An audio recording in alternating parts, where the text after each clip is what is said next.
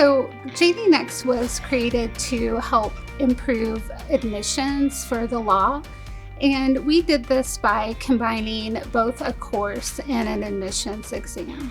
The course teaches students critical skills in case briefing and legal analysis that they'll need for law school. And this might be especially important for first-generation students or students that haven't had the same educational opportunities.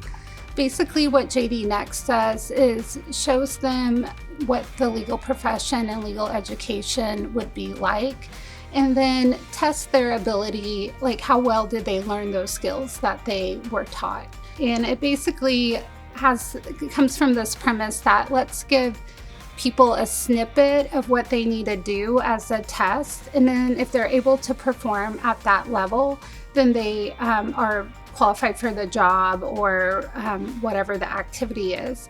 In this case, that's what we did with JD Next. We're giving students a snippet of the methods and materials that they'll be exposed to in law school, and then we see they perform at the level that they would need to be successful in the law school.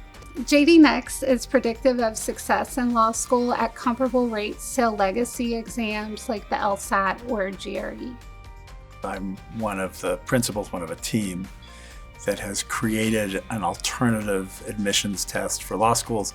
The challenge was, could we build an exam that actually got to the heart of what we're trying to do, which is to have an exam that eliminated race and wealth disparities, that could properly assess a student's potential, not just describe their past, not describe whether they had the resources for advanced training before taking a test, not describe the wealth that went into their education to that point, but could they be a great lawyer? That required resources. We reached out to TLA because they had the expertise to help us identify who we should talk to and to help us actually speak with the companies.